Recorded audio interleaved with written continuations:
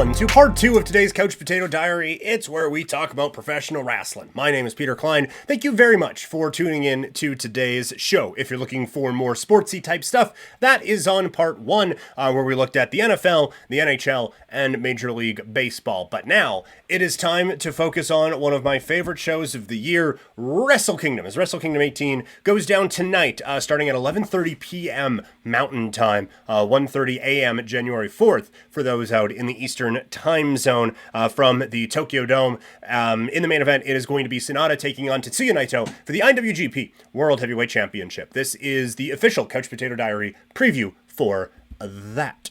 All right, let's get right into it. The IWGP Junior Heavyweight Tag Team Championships will be on the line as Bullet Club War Dogs of Clark Connors and Drilla Maloney taking on Catch-22 with TJP and Francesco Akira. I really need to start typing these out. Look, I like the team of Akira and TJP quite a bit. With Catch-22, I like... TJP has never really been able to lock on, aside from a few weeks with the WWE, but I think he has a really good pairing here in a very limited junior tag team division. This division needs the Young Bucks to come back in a real bad way, but it's not the strongest scene right now, and I feel like the last few months, maybe even this last year, a big focus has been put on bringing Bullet Club back to relevance. And so I don't see Bullet Club losing here. So I think the War Dogs end up getting the win here. And you're going to see that throughout the night. I think that there have been two main themes for New Japan this year. I do think there has been a real focus on building up some new talent, as we'll talk about throughout the show. But I do think getting Bullet Club back to prominence is one of the main focuses. And we will... That's going to be an overarching theme throughout this show. It doesn't come up in the next one, though, as Zack Sabre Jr. defends the New Japan Pro Wrestling World Television Championship against his boss, I guess, in Hiroshi Tanahashi. This is the first official show of Tanahashi's presidential reign of the company of New Japan. I'm really interested to see what that all entails and how things maybe change going forward. From a wrestling standpoint, I don't think this will be a masterpiece. Tanahashi is not what he was even 3 years ago. It has, I think, pretty noticeably fallen off, and understandably so, right? Like, this is someone who has given so much to the wrestling wars over the years and has been one of the more electrifying performers in the history of the sport. That time just isn't now. Even just standing up looks a little bit labored from him at times. But if anyone's going to get a good match out of him, it's going to be Zack Sabre Jr. I think this match will be really interesting, but I think Zack Sabre Jr.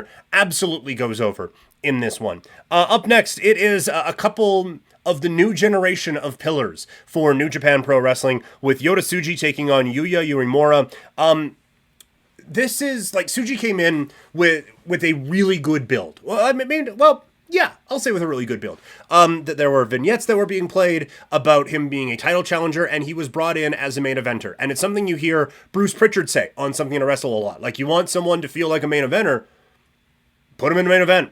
And that's what they did with Yota Tsuji, where Uemura came in as the third guy on a team in a 6-man tag team match for just 5 guys after that they had an exodus from their group. So he just kind of felt like a replacement more than anything. So to me, Tsuji feels like he is a level above, and so you could use this as Uemura getting an opportunity to get a win and try to get on that level. But I think Tsuji continues that build here with Los Ingobernables de Japón and ends up getting the win for LIJ. Will that be a theme of the night as their leader faces off in the main event? We'll see. But I think Tsuji gets the win here. Speaking of the new pillars, it is Shota Umino and Kaito Kiyomiya taking on the House of Torture with Evil and Ren Narita. Shota, this is a big spot. Like, this is a rivalry that they took over to Pro Wrestling Noah. They had an interesting show a couple of days ago. But this is it's an interesting spot. And Shota, like, he has the look. He's, I think, really good in the ring. He does basically seem like a knockoff version of Hiroshi Tanahashi at this point, and I think part of that's on purpose. But I would like to see him maybe get away from that a little bit. Kiyomiya, I was really excited to see him in the G1 and see his inclusion in all of the stuff that New Japan has going on with Pro Wrestling Noah right now. But from a results standpoint, Kiyomiya has just kind of an He hasn't really been placed in the highest regard. And so I think talking about, like, I get House of Torture is more of a spin-off of Bullet Club than actually Bullet Club. But I think talking about what we talked about before with looking to get the Bullet Club into a higher standing, I think you see House of Torture getting a win in what will probably be the most aggravating show or match on the card. Shingo Takagi taking on Tama Tonga for the Never Openweight Championship. Two wrestlers who I want more of. And want more for, I guess. I think really highly of both of these performers. I dub this as the two guys who I overinflate their numbers every year at the G1. Like, these are two guys who I would have in the quarterfinals all the time coming out of the G1 if it were up to me. I view Shingo as someone who is above this championship, and so I kind of hope he doesn't win here. I want him, I think a run with him against Sonata for the world title would be fun, and I think he is someone who absolutely could hold the world championship. I think Tama Tonga is still in the infancy of his singles run, and this is a good win to build off of that for him. So I think Tama Tonga ends up getting the win here.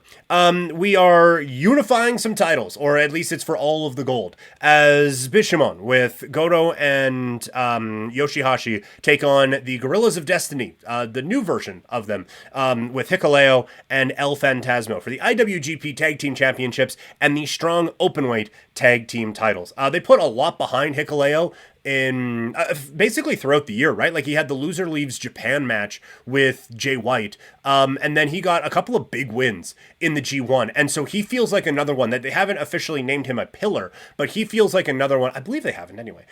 He feels like another one who they're going to look to get behind. Phantasmo kind of feels like that kind of guy as well, and so Goto and Yoshihashi have kind of been the best of what's left in the tag team division, basically since Gorillas of Destiny stopped, like the original ones of Tama Tonga and Tonga Loa, stopped doing their thing in the tag team division.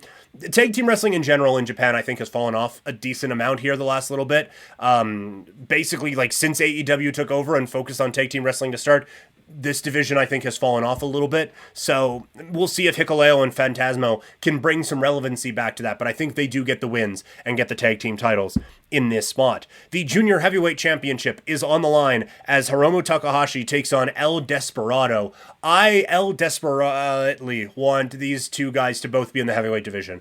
I know Hiromu doesn't necessarily have the build for it. I think Despi could certainly kind of a little bit, bulk up a bit more, and he could get there, but I think, like, these two guys are so clearly above basically everyone else in the junior heavyweight division. Show should be on that level, but the House of Torture stuff has kind of taken him away from that. But these are two guys who I would like to see elevated beyond just the junior heavyweight division. Now, it wouldn't leave the junior heavyweight division with a lot, I will admit that, but I think it would really freshen some things up in the heavyweight division, because it does seem like over the past 18 months, New Japan has got a little bit stale. They've done some fun stuff, right, with the with Pro Wrestling Noah and all of that, and like Okada is still one of the best in the world, and we'll see that again later on tonight. And that they still have, like, that there is still some fun being had there for sure, but it has felt really dry over in New Japan for a bit, and I think they have struggled. They took a big swing with Evil and it missed during the pandemic, but they have struggled to come out of the pandemic now and really struggled to build a whole lot of momentum. And I think maybe a Hiromu and a Desperado being infused into the heavyweight ranks, I'm not saying that's going to save the company, nor do I think the company needs saving, but to provide another bit of a spark might be fun. I think if we're going with a win here, I think Desperado gets another run here with the Junior Heavyweight Championship. This is going to be a fun one. The first ever IWGP Global Heavyweight Champion is crowned, and it's too bad that they've made a new belt, because the US title I thought looked pretty slick. I like that one a lot. They changed it to the UK title. Now it's going to be the Global Championship. And it is Will Ospreay taking on Jon Moxley and David Finlay. And this, again, is where we talked about it before. They are focusing on the youth, and they are focusing on Bullet Club. And I think David Finlay, as the new leader of the Bullet Club, ends up getting the win in this spot. Ospreay is on his way to AEW full-time. Jon Moxley is already in AEW full-time. Unless they want this to be like kind of an AEW title and bridge that that relationship a little bit more, maybe you could do that, perhaps. But I do think that David Finlay, as the leader of the Bullet Club, as the one who is going to be there a bit more full-time, I think it makes more sense for him. But I think this match is going to be insanity. We'll talk about Match of the Year for 2023 coming up on the show tomorrow. But for right now, this is... this is an early contender, I think, or could be, for the 2024 Match of the Year. A special singles match and a rematch in the co-main event as Kazuchika Okada takes on Bryan Danielson. A rematch from their match at Forbidden Door where Danielson worked basically the whole match with a broken arm. He was fantastic. Okada was great. I said I felt like that the match needed maybe a little bit more something. I think they get a little bit more something at the Tokyo Dome here for Wrestle Kingdom 18. Okada probably definitely gets his win back, leading to probably a challenge of Sonata for a championship coming up in their next calendar year here. But I think this match is going to be amazing. I think this is going to be a celebration of the art of professional wrestling, and I think Okada ends up getting the win. And then in the main event, it is for the IWGP World Heavyweight Championship, the 7th title holder in that belt's short history. Sonata defends it against the winner of the 2023 G1. That would be Tetsuya Naito. The stories in this are everywhere, where Sonata was under Naito in Los Ingobernables de Japón, and now he has branched out to create his own group and calling it Just Five Guys, which is still a shitty name for a group, but that's still in group's name. While Naito has had so many goals that he has reached, but he has never had a real sustained run, in my opinion, with the IWGP Heavyweight Championship now getting a shot at the world title. This is going to be such a fun match. I think it is going to be... I don't think it's going to be like wild, fast-paced, crazy, whatever. I think this is going to be storytelling at its finest. I think this is going to be a Naito special. I think this is going to be a blast. And I think Sonata comes away with it. I think they are really building Sonata with his new look. He kind of looks Inoki-ish. That they brought Muda out for one of his title defenses against Evil back at, Power Struggle, I think, or Destruction. They are really putting a lot behind this guy. And I think he ends up getting the win and probably holds on to this belt for a calendar year, establishing himself as one of the top stars in New Japan Pro Wrestling. But I think New Japan needs this to be a big show. That they have, in my opinion, fallen behind AEW and WWE not unsubstantially in terms of the buzz. Like, you just don't get that same buzz for New Japan that you did a couple of years ago. And so I think a good show here gets them off on the right foot. I do think that they need to regrow some of their relationships in North America. I think trying to just start their own thing with New Japan Strong was a good idea at the time, but that show has not taken off, and now AEW is big. And I wonder if there is something there. If Tanahashi maybe has a better, because he's wrestled for AEW a few times. I wonder if he has a better relationship with AEW and they can build something that way. Or maybe, honestly, maybe even the WWE, who have been